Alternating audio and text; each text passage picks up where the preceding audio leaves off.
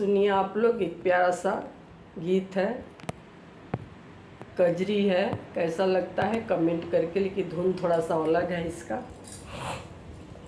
हमरे नैहर की ओर से घेरेल बदरा, हमरा नैहर की ओर से घेरेल बदरा, घेरेला बदरा हो घेरेला बदरा, हमरे नैहर की ओर से घेरेला बदरा, हमरा नैहर की ओर से।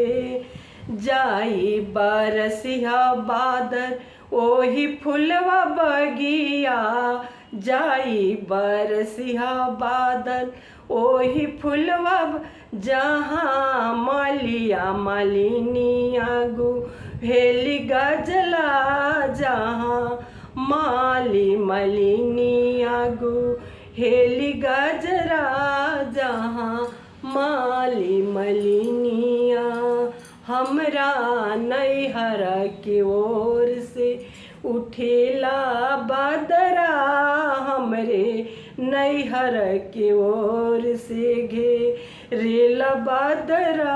जाई बरसिया ओही कुइयन पर, जाही बरसिया ओही कुइया, जहाँ कोहरा कोहाइन भरेली गगरी, जहाँ कोहरा कोहाइन भरेले गगरी, हमरा नैहर के ओर से उठेला बदरी, हमरा नैहर के ओर से उठेला बदरी, हमरा नैहर के ओर।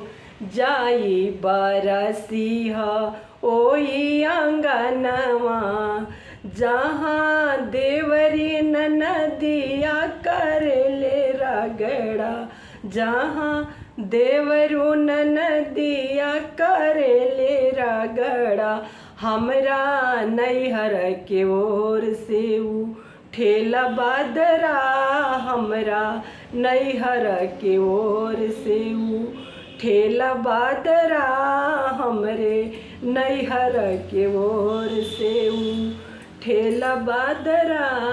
धन्यवाद दोस्तों।